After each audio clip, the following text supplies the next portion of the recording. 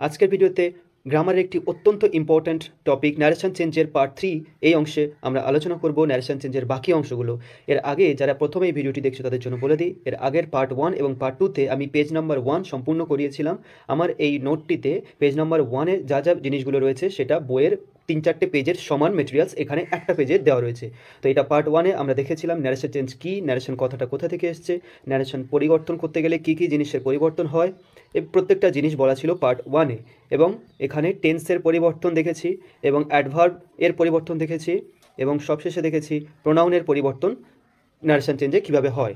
এবং পার্ট 2-তে আমরা যেটা দেখেছিলাম সেটা হচ্ছে অ্যাসার্টিভ সেন্টেন্সের ন্যারেশন কীভাবে পরিবর্তন করা হয়, তার রুলস এবং তার কিছু এক্সাম্পল, এবং ইন্টারোগেটিভ সেন্টেন্সের রুলস এবং তার কিছু এক্সাম্পল।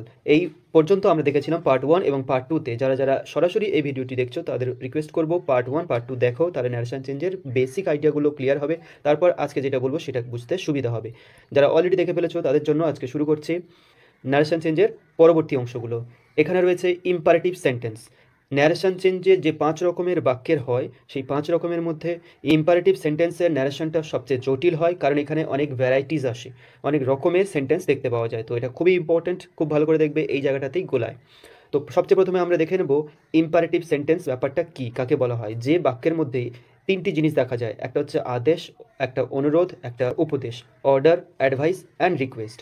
কমান্ড বা অর্ডার একটা, অ্যাডভাইস উপদেশ, আর রিকোয়েস্ট বা সাজেশন কোনো প্রস্তাবনা, এই সমস্ত জিনিস যে বাক্যের মাধ্যমে বোঝায় সেটা হচ্ছে ইম্পারেটিভ সেন্টেন্স। আগে বাক্যটাকে চিনতে শিখতে হবে যে এটা কোন ধরনের সেন্টেন্স, তারপর আমরা রুলস অ্যাপ্লাই করে ন্যারেশন চেঞ্জ করতে পারবো। তাহলে অর্ডার, অ্যাডভাইস, রিকোয়েস্ট যে বাক্যের মাধ্যমে বোঝায় এবং সাজেশন বোঝায়, প্রস্তাব বোঝায়, সেক্ষেত্রে আমরা ইম্পারেটিভ সেন্টেন্স বলে জানবো। এবং এটি শেষ হচ্ছে ends with full stop and begins with a verb. এটি বাক্যটা শুরু হয় একটা ভার্ব দিয়ে বেশিরভাগ ক্ষেত্রে এবং শেষ হচ্ছে ফুল স্টপ দিয়ে। বাক্যটা ভার্ব দিয়ে শুরু হচ্ছে, সাবজেক্ট এখানে উজ্জ্ব থাকে, আন্ডারস্টুড থাকে। তাহলে এইটুকু অংশের মধ্যে আমরা কি জানলাম, ইম্পারেটিভ সেন্টেন্স কাকে বলা হয়, এই বাক্যটা কী দিয়ে শেষ হয় এবং শুরু হয় কী দিয়ে সেটা জানলাম, ইম্পারেটিভ সেন্টেন্সকে চিনলাম। এইবার আমরা দেখব ন্যারেশন চেঞ্জের পরিবর্তনের রুলসগুলো। অর্থ অনুযায়ী, অর্থাৎ বাক্যের মধ্যে যে অর্থ বোঝাবে সেই অনুযায়ী সে বা সেইট টু উঠে গিয়ে আমরা কি বসাবো, অর্ডার বোঝালে অর্ডার বসে, যদি কোনো অর্ডার বোঝায় আদেশ তাহলে অর্ডার বা কমান্ডেড কথাটা বসাবো, উপদেশ বোঝালে অ্যাডভাইস বসাবো, বা অনুরোধ বোঝালে রিকোয়েস্টেড কথাটা বসাবো।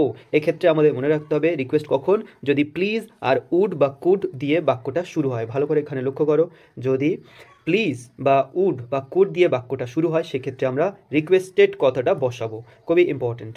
এইটা ছিল ন্যারেশনের ইম্পারেটিভ সেন্টেন্সের বেসিক যে রুলসগুলো, অর্ডার, অ্যাডভাইস বা কমান্ডেড বা রিকোয়েস্ট, এই কথাগুলো বসাবো। কিন্তু অ্যাডভান্স লেভেলের কয়েকটা জিনিস এখানে ভালো করে দেখে নাও, যেটা রামকৃষ্ণ মিশন স্পোকেন ইংলিশ কোর্সের স্টুডেন্টদের ক্ষেত্রে এই অ্যাডভান্স লেভেলের জিনিসগুলো দিয়ে থাকে। আর নর্মাল স্কুল লেভেলে এই পর্যন্ত জানলে যথেষ্ট হয়ে যায়। তো অ্যাডভান্স লেভেলের ব্যাপারটা কীরকম, go on, come on, do, এইসব যদি থাকে তাহলে আর্জড কথা বসাবো। কী কী থাকলে, গো অন, কাম অন বা ডু, এই কথাগুলো দিয়ে বাক্য যদি শুরু হয় তাহলে আর্জড কথাটা বসাবো।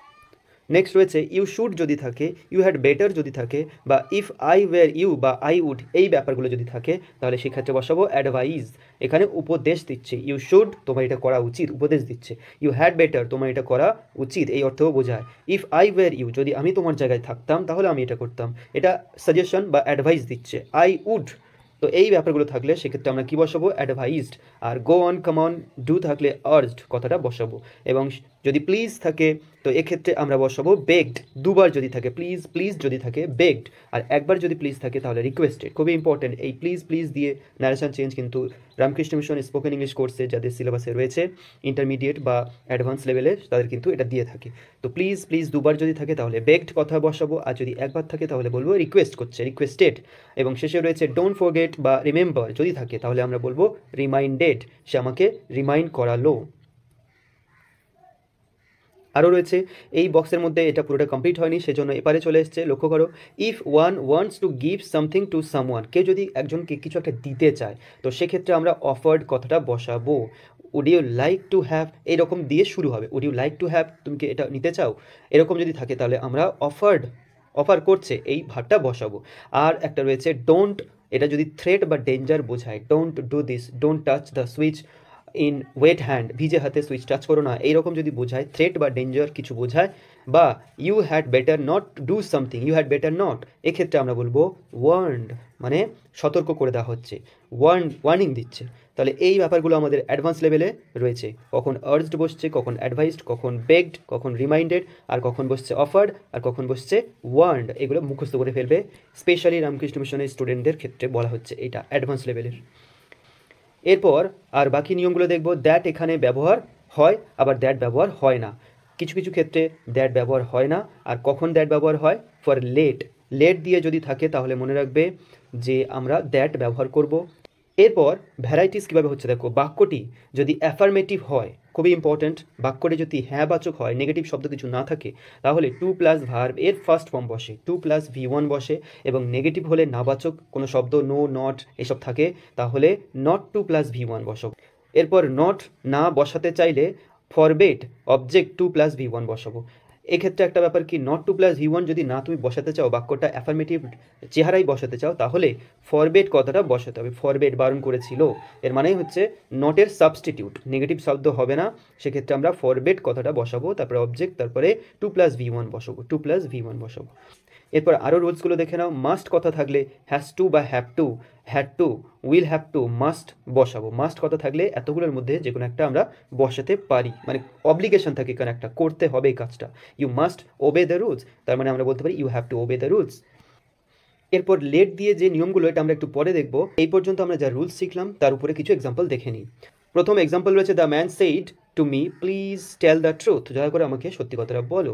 এখানে প্লিজ রয়েছে, তাহলে আমরা রিকোয়েস্ট নিশ্চয়ই বোঝাচ্ছে, তাহলে ভার্ব হিসেবে কি লিখবো? দ্য ম্যান রিকোয়েস্টেড মি, লোকটি আমাকে অনুরোধ করলো।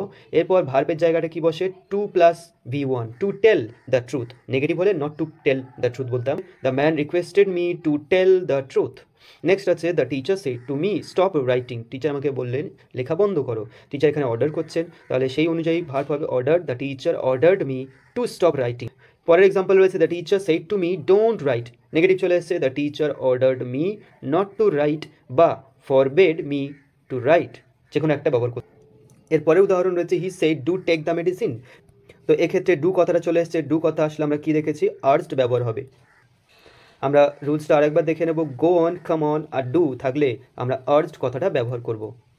তাহলে এখানে আনসারটা কি হচ্ছে দেখে নাও। হি আর্জড মি, সে আমাকে খুব করে রিকোয়েস্ট করলো বা বললো টু টেক দ্য মেডিসিন, মেডিসিনটা নিতে। নেক্সট রয়েছে, he said come on hurry off, come on চলে এসছে, সেই আর্জড ব্যবহার হবে। He urged me to hurry off, এগুলো মনে রাখতে হবে। নেক্সট রয়েছে, he said to her please sit down, please একবার আছে, রিকোয়েস্টেড বসবে। He requested her to sit down, to plus ভার্বের ফার্স্ট ফর্ম।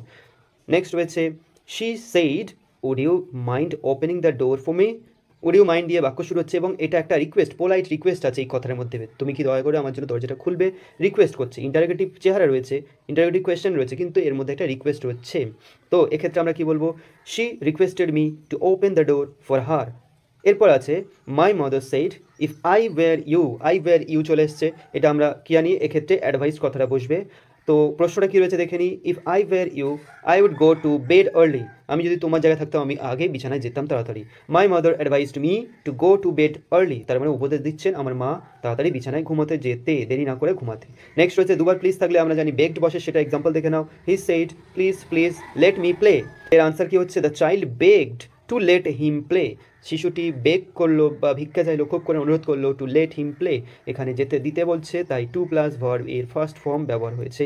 নেক্সট আছে, she said don't forget to lock the door, don't forget, তাহলে এখানে don't forget মানে কি? আমাকে ভুলতে বারণ করছে, মানে মনে করিয়ে দিচ্ছে, তাই রিমাইন্ডেড কথাটা ব্যবহার হবে। উত্তরটা দেখে নাও। She reminded me to lock the door, সে আমাকে দরজাটা বন্ধ করতে মনে করিয়ে দিল, রিমাইন্ড করিয়ে দিল। Next, she said don't play with the knife children, ছুরি নিয়ে চাকু নিয়ে খেলো না শিশুরা। তো এখানে থ্রেট বা একটা ওয়ার্নিং দিচ্ছে, থ্রেট বোঝাচ্ছে একটা কিছু খারাপ কিছু হতে পারে, বিপদ হতে পারে। তো সেক্ষেত্রে আমরা ওয়ার্ন কথাটা ব্যবহার করবো। She warn the children not to play with the knife, এখানে not to play to plus ভার্বের 1 নম্বর আছে এবং নট যুক্ত হয়েছে, কারণ কি?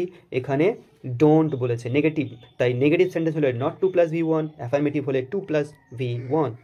এর পরের এক্সাম্পল রয়েছে, she said would you like to have some biscuits, কিছু বিস্কিটস নেবেন। তো এখানে অফার করছে, তাহলে আমরা ভার্বটা সেই হিসেবে ব্যবহার করবো। She offered me some biscuits, সে আমাকে কিছু বিস্কিটস অফার করলো। এরপর একটা জিনিস ভালো করে দেখে নাও, ইম্পারেটিভ সেন্টেন্সের ভ্যারাইটিস এত বেশি, এখানে সমস্ত রকমের এক্সাম্পল দিতে গিয়ে স্পেস হয়নি এর ঘরটাতে, তাই কিছু এক্সাম্পল চলে এসছে অ্যাসার্টিভ সেন্টেন্সের ঘরে। এটা কিন্তু অ্যাসার্টিভ সেন্টেন্সের নয়, এটা ইম্পারেটিভ সেন্টেন্সের এক্সাম্পল রয়েছে। আবার কিছুটা রয়েছে ডান দিকে অ্যারো দিয়ে দেখতে পাচ্ছ, তো কিছুটা রয়েছে অপটেটিভ সেন্টেন্সের ঘরে, এটা কিন্তু ইম্পারেটিভের এক্সাম্পল। তো এক্সাম্পল নাম্বার 16 দেখো, I must write a letter he said, সে বললো আমাকে একটা লেটার লিখতেই হবে, মাস্ট কথা চলে এসছে। মাস্ট মানে অব্লিগেশন বোঝায়, এক্ষেত্রে আমরা কি বলবো, he said that he had to write a letter, তাকে একটা লেটার লিখতে হয়েছিল, হ্যাড টু, মাস্ট কথা রয়েছে তাই হ্যাড টু। নেক্সট রয়েছে Rupam said I must not stay here, আমাকে এখানে থাকা উচিত নয়, আমাকে নিশ্চয়ই এখানে থাকা যাবে না, তো চেঞ্জ করে কি হলো, Rupam said that he must not stay there, here থাকলে দেয়ার হয়।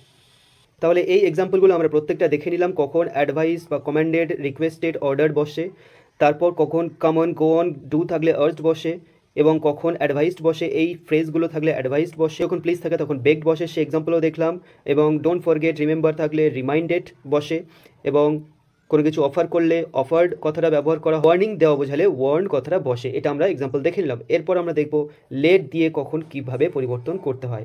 লেট এর ব্যবহার দেখে নাও, ইম্পারেটিভ সেন্টেন্স লেট দিয়েও শুরু হয়, সাজেশন বা প্রপোজাল বোঝায়, তো এই ক্ষেত্রে একটা জিনিস স্ট্রাকচার দেখে নাও, সাবজেক্টের পরে সাজেস্টেড কথাটা বসে, তারপর জেরান্ড বসে, জেরান্ড মানে কি verb plus ING as a noun কাজ করবে, তারপরে এটা কখন বসে, if the speaker is involve in action, যদি বক্তা নিজে কাজটার মধ্যে নিযুক্ত থাকে, ইনভলভ থাকে, এক্ষেত্রে আমরা এই স্ট্রাকচার বসাবো, সাবজেক্টের পরে সাজেস্টেড, তারপরে জেরান্ড মানে ভার্ব প্লাস আইএনজি, এই স্ট্রাকচার বসে লেটের ক্ষেত্রে।